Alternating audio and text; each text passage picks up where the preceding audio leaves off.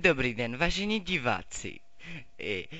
Za mnou můžete vidět mého kolegu Jiřího Piska.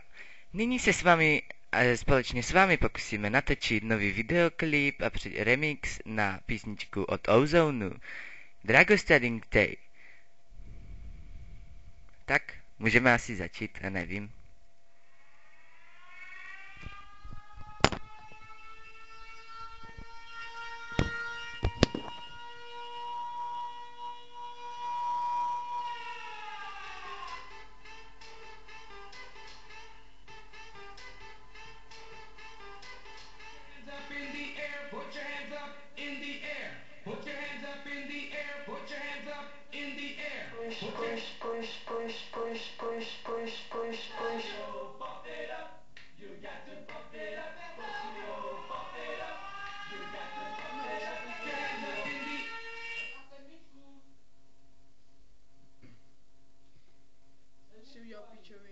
Držte se.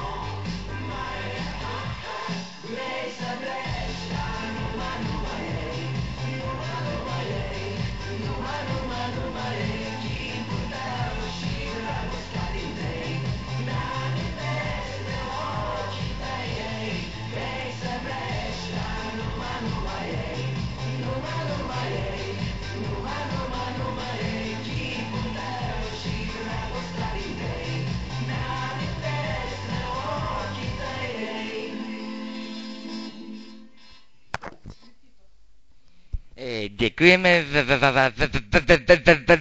vele vážení diváci, za to, že se na to budete koukat zlato. Pardon, na to, tamto. Takže.